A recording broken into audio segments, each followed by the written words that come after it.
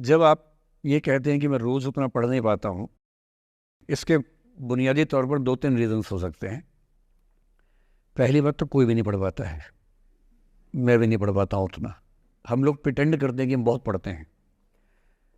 ईमानदारी की बात है कि मैं आज तक कभी भी 1 घंटे से ज़्यादा एक साथ नहीं पढ़ पाया हूँ, और मैंने ठीक-ठाक पढ़ाई की है वैसे, है ना? आप भरोसा कर सकती हैं इस बात पे। एक तो अपने आस-पास ऐसे लोगों से बचिए जो बार-बार दबाव बनाए कि मैं तो बहुत पढ़ता हूँ, तू कितना पढ़ती है? आप कितने घंटे का टारगेट लेके चल रहे हैं, एक प्रॉब्लम ये भी हो सकती है। आपकी उम्र में कॉलेज के अलावा अगर आप 3-4 घंटे पढ़ लेते हैं तो पर्याप्त है। कॉलेज के 3 साल सिर्फ पढ़ाई के लिए नहीं है, पढ़ाई से ज़्यादा सीखने के साल हैं, मंच पे आने के साल हैं।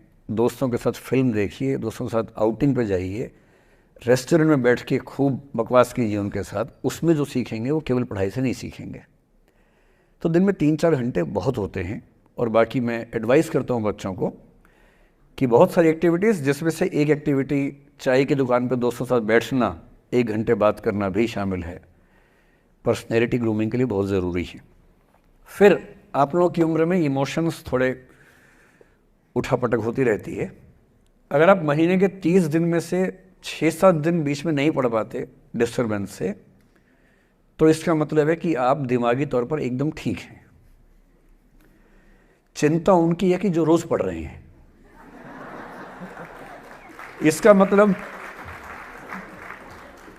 मतलब वो अपनी उम्र में जी नहीं रहे, वो किसी और उम्र में जी रहे हैं। तो ठीक है, कभी कभी डिस्टर्बेंस आएगी, उसको एंजॉय कीजिए। डिस्टर्बेंस बस सुंदर प्यारी होनी चाहिए, इतना ध्यान रखिए, है ना? जिसकी वजह से नींद उड़ी हुई है वो अच्छा होना चाहिए, बाकी तो ठीक है। नमस्कार सर। नमस्कार। सर, मेरा नाम रश्मि श्रीवास्तव है और मैं यहाँ हिंदी ऑनर्स द्वितीय वर्ष की छात्रा हूँ। सर, सबसे पहले तो मैं आपको बहुत बहुत धन्यवाद देना चाहूँगी सर। आपसे मिलकर बहुत अच्छा लग रहा है मुझे और ये मेरे लिए बहुत बड़ी सौभाग्य की बात है।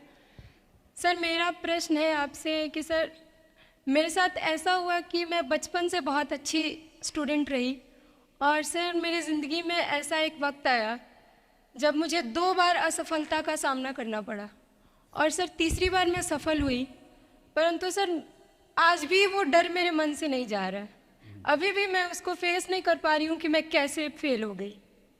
और सर कभी ऐसा होता है कि मैं सो रही हूँ और रात में मुझे वो डर लगता है कि आगे मैं नहीं कर पाऊँगी। मुझे ऐसा लगता है कि आगे अगर मैं कुछ अच्छा करना चाह रही हूँ तो मुझे उस असफलता का डर रहता है कि जो मैंने फेस किया है, और सर मैं उससे उभर नहीं पा रही हूँ।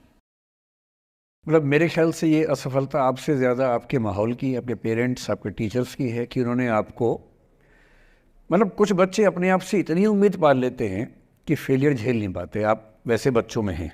जो आपने कहा ना कि मैं शुरू से बहुत अच्छी स्टूडेंट रही हूँ, ये दुर्भाग्य की बात है, ये अच्छी बात नहीं है। मैं नहीं चाहता कि बच्चे अच्छे स्टूडेंट बने। अच्छे स्टूडेंट का मतलब जो बहुत पढ़ाकू किस्म के होते हैं, सीधे स्कूल से घर, घर से स्कूल, घर में घुसते ही होमवर्क करना शुरू किया, वैसे बच्चे ज़िंदगी में बड़े परेशान रहते हैं। बच्चों को होना चाहिए छटा हुआ टाइप का, शरारती, बदमाश, मतलब काम भी करें स्कूल का, लेकिन बेसिकली आपको स्मार्ट होना है, कॉन्फिडेंट होना है। पढ़ाकू होने से ज़िंदगी बहुत अच्छी नहीं चलती है। ज़िंदगी के लिए ना व्यक्तित्व चाहिए। हुआ क्या आपके साथ, आपको बता दिया गया कि अच्छा बच्चा वो है जो पढ़ता है, होमवर्क करता है, आपने वो सब किया। तारीफ़ें आपकी इतनी हुई होंगी कि बेटा तुम तो कुछ भी कर दोगी, आपको भरोसा हो गया कि मैं कुछ भी कर दूंगी। लेकिन ऐसी ऐसी तारीफ़ें हर गांव, हर मोहल्ले में कई बच्चों की हो रही थी। जब उन सब में कंपटीशन हुआ तो कुछ सफल हुए, बहुत सफल नहीं हो पाए। तो जो सफल नहीं हो पाए उनको बहुत बेचैनी हुई। आपका सौभाग्य है कि अब तीसरी बार में सफल हो गई। कई ऐसे लोग हैं जो कभी सफल नहीं हुए ज़िंदगी में, उनको भी तो जीना है। तो मैं एक ही बात कहूँगा, अपने आप से उम्मीदें कम कर लीजिए। और ये आसान नहीं होता है। इसका तरीका ये है कि 1-2 ऐसे अच्छे दोस्त जो अच्छे भी हैं, दोस्त भी हैं, और बहुत उम्मीदें ना रखते हैं, ना आपको रखने देंगे अपने आप से। डायरी लिखने से लेकर कुछ अच्छे उपन्यास पढ़ना, अच्छी फिल्में देखना, जो आपको सहज होना सिखाएं, न कि महान होना सिखाएं। महानता से बड़ा कोई रोग नहीं है, इस चक्कर में नहीं पड़ना है। सामान्य होना है। असली जद्दोजहद सामान्य होने की है, महान होने की नहीं है। सहज होना है। तो अपने आप से क्या कहना, रोज़ कहना है कोशिश पूरी करूँगी, सफलता मिल गई तो बढ़िया, नहीं तो क्यों डरे, ज़िंदगी में क्या होगा, कुछ ना होगा तो तजुर्बा होगा, और भाड़ में जाए सीधी सी बात। नमस्ते सर। सर मेरा क्वेश्चन थोड़ा सा इनसे अलग है। सर जैसे आपने कहा कि लेट गो करना चाहिए, लेकिन क्या करना चाहिए? लेट गो हाँ, करना let- चाहिए। हमने भी ये चीज़ सुनी है कि जिसके नसीब में जो लिखा होता है एक दिन उसे वो मिलता ही है, तो उसके लिए हमें परिश्रम करना चाहिए।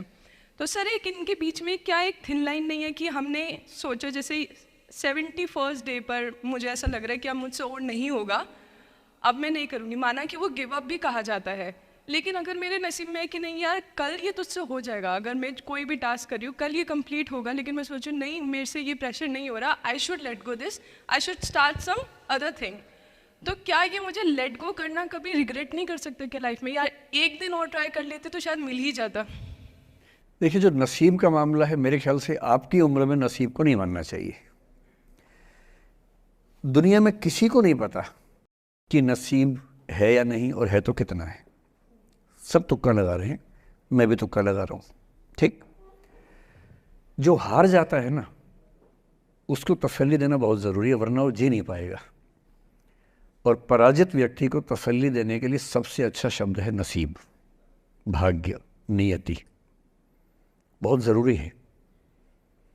और इसलिए एक उम्र के बाद गीता का सार पढ़ना बहुत ज़रूरी है। समझना पड़ता है कि सब कुछ हमारे हाथ में नहीं होता है, सच में नहीं होता है, पर इसका मतलब ये भी नहीं है कि सब कुछ किसी और के हाथ में होता है। अगर ऐसा होता तो बिना मेहनत करने वाले आईएएस बन जाते या कुछ भी बन जाते। ये हो सकता है कि आईएएस बनने के एग्ज़ाम में 10 ने मेहनत की, उनमें से 8 का हुआ, 2 का नहीं हुआ, पर यह नहीं हो सकता कि एक आदमी ने मेहनत नहीं की तो उसका आईएएस हो गया। बिना मेहनत के तो नसीब भी नहीं मिलने वाला है। इसलिए ये मान लीजिए कि कुछ ना कुछ चीज़ें हमारे कंट्रोल में नहीं हैं, लेकिन जितना कंट्रोल में है उस पर पूरी ताकत लगाएंगे, पूरा डिसिप्लिन रखेंगे, तो हम अपनी किस्मत सबसे अच्छी लिख पाएंगे। सबसे अच्छी मतलब बाकियों से नहीं, मेरी जितनी अच्छी हो सकती है उतनी अच्छी लिख पाएंगे। और इसलिए अगर आपको लगे कि मैं नहीं कर पाऊंगी कोई काम, तो उसको गिव अप ही कहते हैं।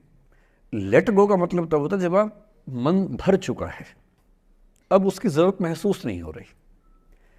जैसे आईएएस बनने की कोशिश कर रहे हैं, नहीं बन पाए, तैयारी छोड़ दी, गिव अप है। बन गए, नौकरी की, मज़ा नहीं आया, छोड़ दिया, ये लेट गो है। लेट गो करने के लिए पहले हासिल करना पड़ता है, या हासिल होने से पहले उस मनोभूमि पर पहुंचना पड़ता है जहां हासिल होने का सुख आपने महसूस कर लिया और उसमें मज़ा नहीं आया, ठीक ही है, औसत है, तब छोड़ दिया। इसलिए आपकी उम्र को शोभा नहीं देता कि हम नसीब की बात करें, ये शोभा देता है मेरी उम्र को। तो 30-40 के बाद नसीब, भाग्य, नियति चलेगा। फिलहाल कर्म पे भरोसा कीजिए, मेहनत, डिसिप्लिन, और मोटिवेशन से ज़्यादा महत्वपूर्ण है डिसिप्लिन, ध्यान रखिएगा। मोटिवेशन का ग्राफ ऐसा होता है, फिर ऐसे नीचे आता है धीरे धीरे, डिसिप्लिन ऐसे रहता है। और डिसिप्लिन वाला व्यक्ति हमेशा मोटिवेशन वाले व्यक्ति से ज़्यादा सफल होगा, ये मान के चलिए। सबसे अच्छा क्या है? Motivation with discipline. तो कोशिश कीजिए कि नसीब पे ना छोड़िए, अपने भरोसे कीजिए। All the best.